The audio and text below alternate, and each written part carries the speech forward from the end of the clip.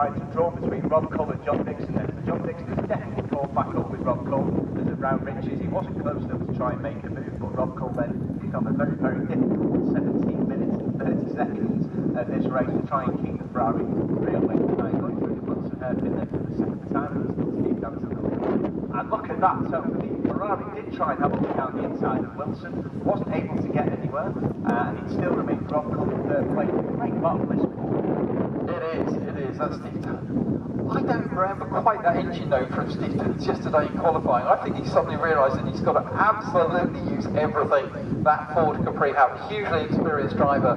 This is his RS 3100. He's come out and won in his RS 2600 earlier in the year. So to have a choice of Capris. But two rates again, not really driving the socks off that 2-litre Ford Escort. Rob Cole looking very, very racy so early in there. Great start, and Rob very, very quick in the infield section. He's having a great run in the Ford Escort Part 2 in third position. He's managed to keep John Dixon big left mark and then a close battle there between the aforementioned Robbie Bernberg and then the TBR Anthony Ross, so they're very, very close. So those top 7 away from the rest of the field. Watching them going down the Bentley straight, I was actually expecting John Dixon's Ferrari to reel in at Rob Cole, and it didn't. The gap stayed pretty much the same.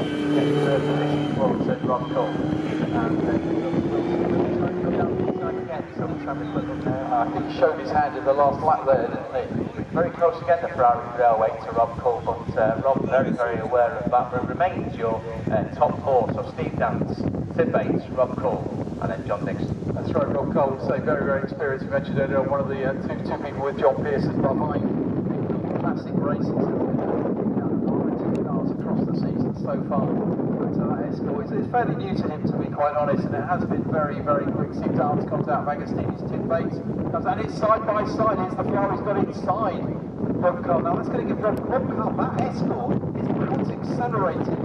The Ferrari out in the corner, maybe he's around the outside road, had a little bit of a better line through that, but yeah, for a 2-litre engine in that Ford Escort up against the 3-litre V8 of the Ferrari, Rob Cole is, yeah, loves it, well, the engine running too.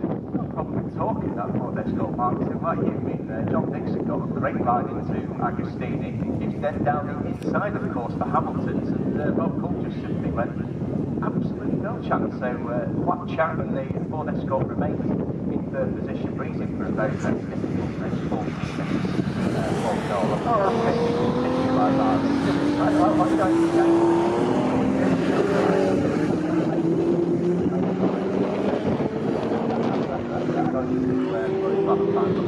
remains Steve Danson, so it's actually free. Now coming round Bob Holt and calling them, hopefully be in his third lap. And let's see if I can put it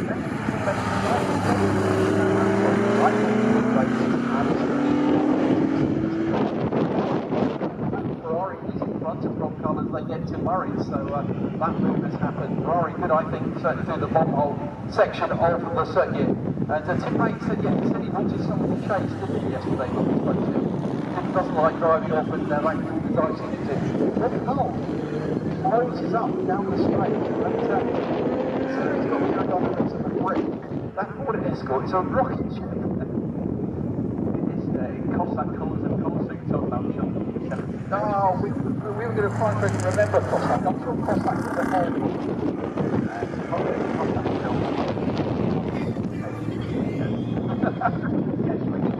That was Cossack, nice one there for Bradford, no longer exists. So anyway, so that's marketing for you, isn't it? Tim very firm in second position. 3 away Ferrari. Now up to the third place.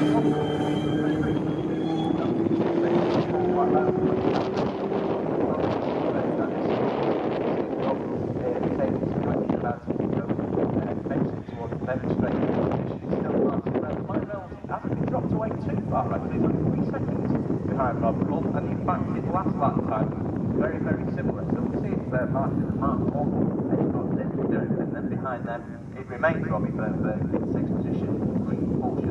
That's right, and even down the back we've got people just pushing so hard. I've just looked up actually there to see that absolutely gorgeous Mark Yates, the bright orange Lancia Formula Ford Segata, another car to lock a wheel into Murray's. And it's been a bit of a theme this weekend. I've never been here and seen so many people lock up on that part of the track.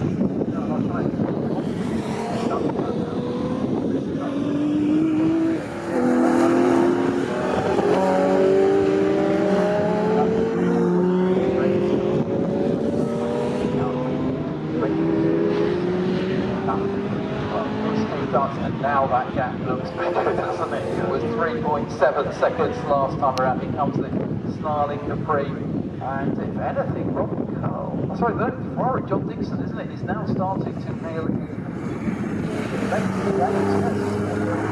versus Ferrari. 1970 the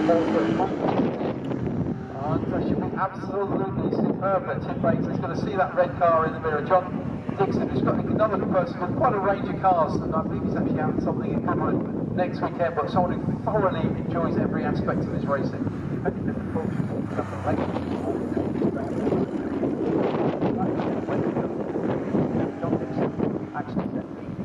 He's about the fastest lap of the race on the previous lap. Ferrari away to 10.2. 1.6 seconds they start finish line with the end of the 4th lap, 10.5 session. So by the way, 6th position has now been taken by Anthony Ross. So he started 16th, his current 16th CBR, he's way to work his way past Robbie Bernberg, after Robbie Bernberg, past him in the race.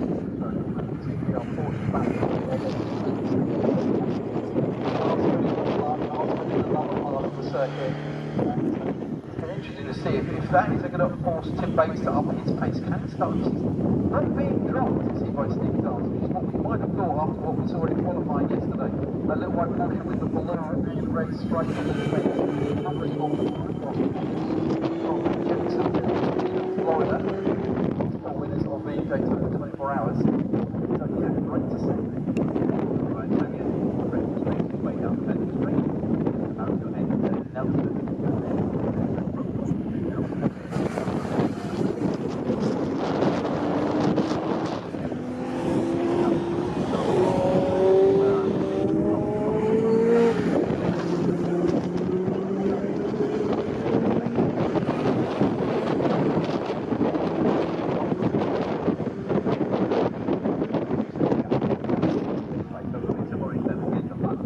Steve Johnson and Paul Spring has still maintained the lead in this race. Around the 5